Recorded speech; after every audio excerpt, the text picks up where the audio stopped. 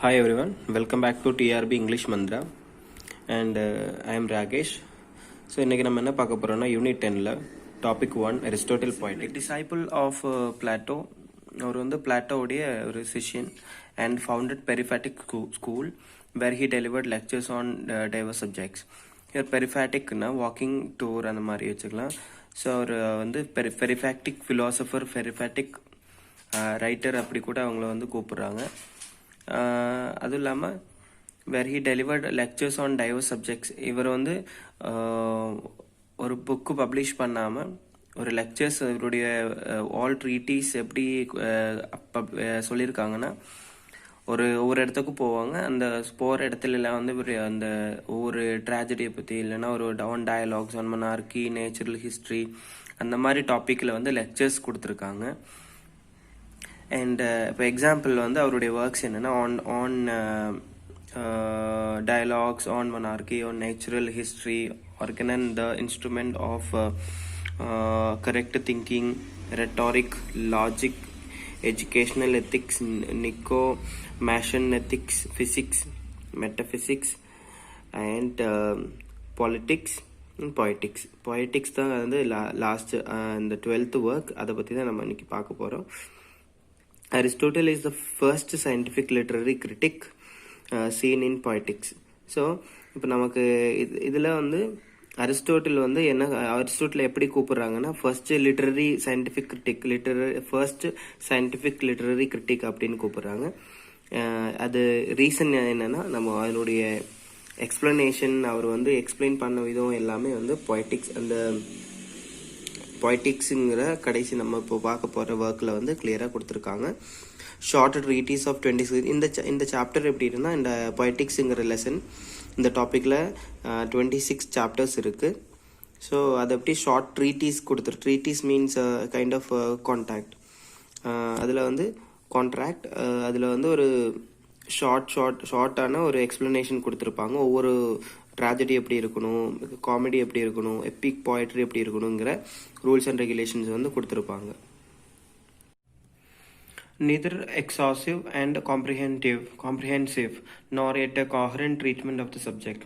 இது எப்படி இருக்குன்னா, அவருடைய இது ஒரு டெஃபினிஷன்ங்கிறத விட எக்ஸ்ப்ளனேஷன். அவருடைய பொய்டிக்ஸுங்கிற ஒர்க்கை வந்து அரிஸ்டோட்டலுடைய பொய்டிக்ஸ் ஒர்க் எப்படி இருக்கும்னா, நீதர் எக்ஸாஸ்டிவ் கம்ப்ளீட்டாக இருக்கும். நீதர்னா இருக்காது, இல்லைன்னு அர்த்தம். கம்ப்ளீட்டாக இருக்காது. அப்புறம் அண்ட் காம்ப்ரிஹென்சிவ்னா புரிகிற மாதிரி இருக்காது. Yet a coherent treatment of the subject nor yet a கோஹரண்ட்னா ordered இல்லைன்னா லாஜிக்கான ஒரு பர்டிகுலர் கான்செப்டை பற்றி அது லாஜிக்காகவும் தரலன்னு கொடுத்துருக்காங்க. So neither exhaustive and comprehensive, கம்ப்ளீட்டான புரிகிற மாதிரியும் அவர் வந்து தரலை. அதுவும் இல்லாமல் கோஹரண்டான ordered and logical treatment of the subject, so ஆர்டராகவும் அவங்க தரலன்னு சொல்லியிருக்காங்க. Doesn't deal comedy, touches briefly. So doesn't deal comedy, அவர் வந்து காமெடியை பற்றி அதிகமாக இந்த ஒர்க்கில் வந்து எதுவுமே மென்ஷன் பண்ணலை. அதிகமாக எதை பற்றி சொல்லியிருக்காங்கன்னா, ப்ரீஃப்லி ஆன் எப்பிக்கை பற்றி தான் அதிகமாக வந்து இதில் வந்து கான்செப்ட் சொல்லியிருக்காங்க. எப்பிக் எப்படி இருக்கணும், அந்த எப்பிக்கோட ரூல்ஸ் எப்படி இருக்கணும்னு சொல்லிட்டு later you can understand that. And அந்த கதார்சிஸ் கான்செப்ட், இதில் வந்து கதார்சிஸ்ங்கிற கான்செப்ட் பற்றி சொல்லியிருக்காங்க. கதார்சிஸ்னா ஒரு ஹீரோ இருக்காங்கன்னா, அந்த ஹீரோ வந்து அவருடைய ட்ராஜிக் ஃப்ளோ, அவருடைய மைனஸால் அந்த ட்ராஜடியில் அவர் என்ன ஆகும்னா அவர் ஃபால் ஆவாங்க. அப்படி ஃபால் ஆகிற டைமில் இது என்ன ஆகும்னா, it creates pity and fear in the audience. So ஆடியன்ஸில் ஒரு தாக்கத்தை ஏற்படுத்தும். அதுதான் வந்து கதார்சிஸ். ஸோ அதை எப்படி எந்த அளவுக்கு அந்த ஆத்தர் மீன்ஸ் அந்த ஆடியன்ஸை வந்து தாக்கத்தை ஏற்படுத்துதுங்கிறத கான்செப்டை வந்து கதார்சிஸுங்கிற கான்செப்டை வந்து அவர் டீல் பண்ணியிருக்காரு இந்த ஒர்க்கில். லாப்சைடட்னா கோயிங் டுவர்ட்ஸ் ஒன் சைடு, ஒரு புறம் சாயிற மாதிரி.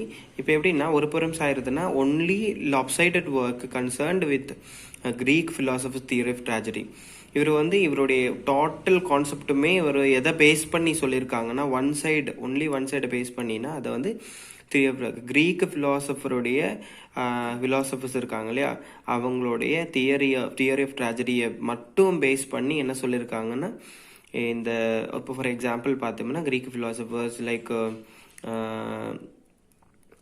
வி ஹவ் ஹோமர் இருக்காங்க. ஹோமருடைய ட்ராஜடி வந்து ஹோமருடைய ஒர்க் இல்லியட் அண்ட் ஒடிசி, அந்த மாதிரி க்ரீக் ரைட்டர்ஸை வச்சு பேஸ் பண்ணி தான் இவர் வந்து என்ன எழுதியிருக்காருன்னு இவரோட தியரி வந்து எழுதியிருக்காங்க. அடுத்ததாக வந்து அரிஸ்டாட்டில் டெஃபினிஷன் ஆஃப் ட்ராஜடி பார்ப்போம். அதில் வந்து ஆம்பர் கிராம்பே அப்படிங்கிற ஒருத்தர் என்ன சொல்கிறாருன்னா, but the theory of tragedy worked out with such insight and comprehension that it becomes the type of the theory of literature. ஒரு விஷயம் ஒன்றுமே இல்லை, ரொம்ப சிம்பிளாக சொல்லியிருக்காங்க. இது வந்து தியரி ஆஃப் ட்ராஜடி இந்த கொடுத்துருக்கிறது வந்து இந்த பொயட்டிக்ஸுங்கிற ஒர்க்கை வந்து ஒரு தியரி ஆஃப் ட்ராஜடி. அது எப்படின்னா சச் இன்சைட் அண்ட் காம்ப்ரிஹென்ஷன். இன்சைட்டுன்னா ரொம்ப ஆழமான கிளியர் டெப்த் இன் மீனிங். இன்சைட்டுன்னா டெப்த் இன் மீனிங், காம்ப்ரிஹென்ஷன்னா புரியக்கூடிய. ஸோ அந்த ட்ராஜடி எப்படி கொடுத்துருக்காங்கன்னா ஆழமான ரொம்ப புரியக்கூடிய ஒரு தியரியாக கொடுத்துருக்காங்க. அது என்னவா மாறிடுச்சுன்னா அது it becomes the type of the theory of literature. அது தியரி ஆஃப் லிட்ரேச்சர்னா காமன் இல்லையா, லிட்ரேச்சரில் போயம், போயட்ரி, ட்ராமா, ஃபிக்ஷன் எல்லாமே வரும். இந்த ஒரு தியரி ஆஃப் ட்ராஜடி எப்படியா மாறிடுச்சுன்னு சொல்கிறாங்கன்னா தியரி ஆஃப் லிட்ரேச்சராக மாறிடுச்சு அப்படின்னு சொல்கிறாங்க.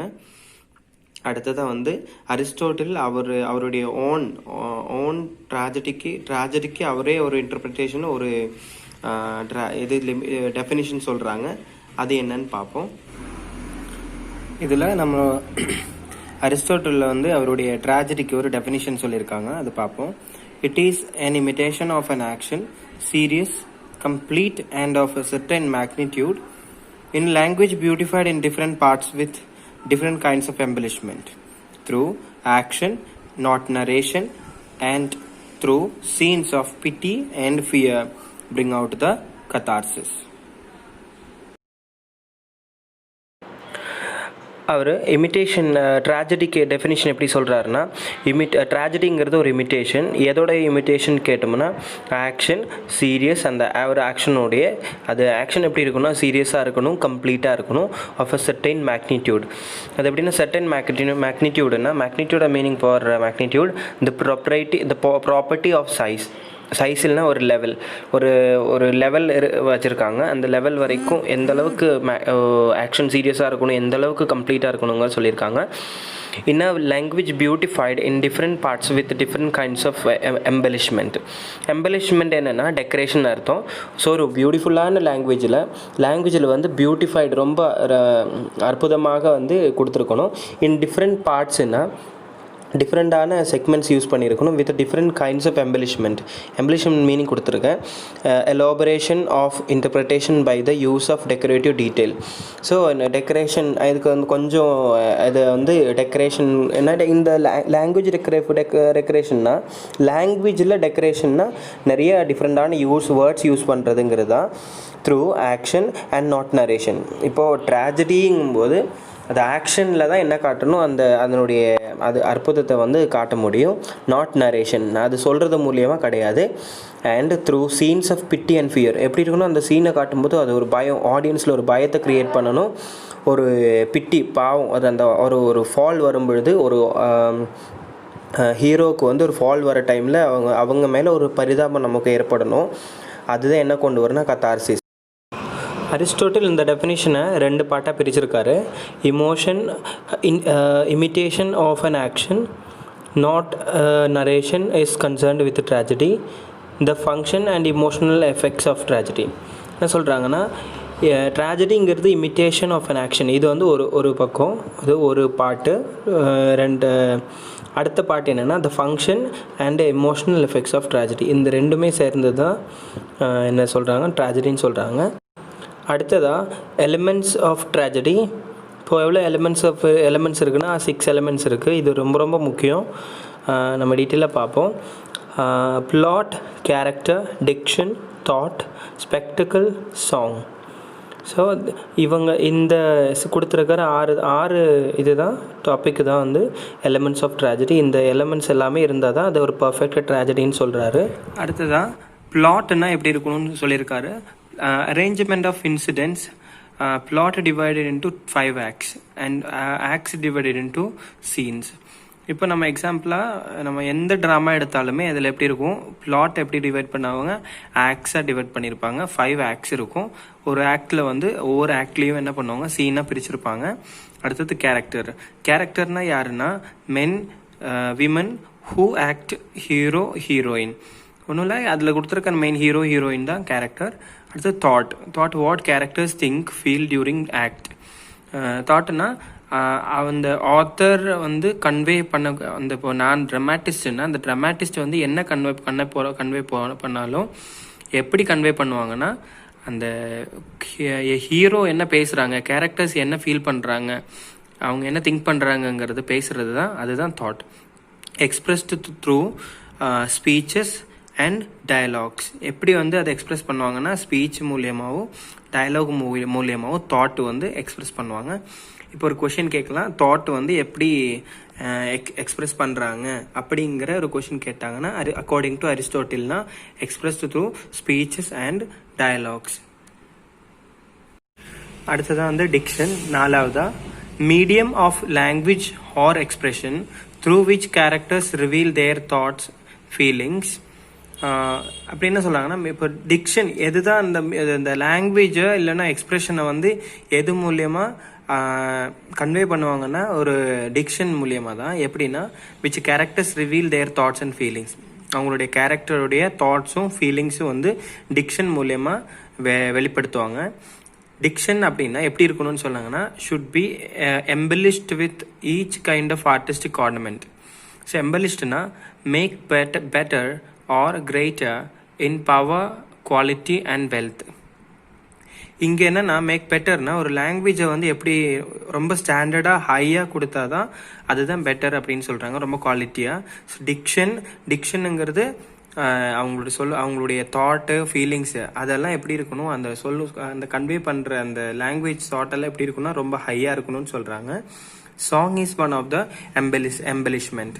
இதுக்கு இடையில இப்போ ஒரு ட்ராமா போயிட்டே இருக்கும்போது அதுக்கு இடையில ஒரு சாங் இருந்துச்சுன்னா அது வந்து கைண்ட் ஆஃப் எம்பெலிஷ்மெண்ட். இப்போ சாங் எதில் வருதுன்னா சாங் ஏற்கனவே நம்ம பார்த்துட்டோம். சாங் வந்து எக்ஸாம்பிள் ஃபார் எம்பெலிஷ்மெண்ட், அது பார்த்துக்கணும். அடுத்தது செப்பரேட்டாக ஒரு டைட்டில் இருக்குது, தட் இஸ் வாட் ஸ்பெக்டக்கிள். இப்போ ஸ்பெக்டக்கிள் அப்படின்னா is theatrical effect presented on stage. So அது ஒரு தியேட்ரிக்கல் எஃபெக்ட்னு சொல்லியிருக்காங்க. அப்போ உங்களுக்கு அதிலே புரியும். Decoration major part includes physical torture, loud lamentations, dances, colourful garments of main characters, beggarly appearances. இதனால என்ன சொல்கிறாங்கன்னா ஸ்பெக்டக்கிள்னா நம்மளோட சீன், அந்த ஒரு சீன் இருக்குன்னா அந்த சீனில் எப்படி அந்த ஸ்டேஜை ப்ரெசென்ட் பண்ணியிருக்காங்கங்கிறது. இப்போ டெக்கரேஷன் மேஜர் பார்ட்னு சொல்லியிருக்காங்க. Includes physical torture. இப்போ ஒரு ஹீரோவை வந்து வில்லன் வந்து டார்ச்சர் பண்ணுறாங்க, இல்லை ஹீரோயினை டார்ச்சர் பண்ணுறாங்க, அந்த மாதிரி ஒரு இது இருந்துச்சுன்னா அது ஃபிசிக்கல் டார்ச்சர். லவுட் லேமெண்டேஷன்னா அழுறது, ரொம்ப ஃபீல் பண்ணி அழுறது. டான்ஸ் இருக்கலாம், ஒரு சீன்ஸில் வந்து டான்ஸு. கலர்ஃபுல் கார்மெண்ட்ஸ், கலர்ஃபுல்னா இப்போது டிஃப்ரெண்ட்டாக இப்போது எக்ஸாம்பிள் இந்த ஷேக்ஸ்பியர் ட்ராமாலாம் பார்த்தோம்னா ட்ரெஸ்ஸஸ் எல்லாம் ரொம்ப கலர்ஃபுல்லாக இருக்கும் main characters. And beggarly appearance. பெக்கர்லின்னா ரொம்ப புவரான ஒரு அப்பியரன்ஸ். இப்போ நல்ல ஒரு பெக்கரை காட்டணும், இல்லைன்னா ஒரு புவர் பீப்புளை காட்டணும்னா அவங்களுடைய அப்பியரன்ஸ் எப்படி இருக்கணும், புவர் பீப்புள் அப்பியரன்ஸாக இருக்கணும். ஸோ அந்த மாதிரி அப்பியரன்ஸை காட்டும்போது தான் அது என்ன எப்படி இருக்கும், அந்த ட்ராஜடி இல்லைன்னா அந்த ஒரு பிளேவே, அந்த டோட்டல் ட்ராமாவே வந்து ரொம்ப பக்காவாக பயங்கரமாக இருக்கும். அதுதான் இந்த பார்ட்.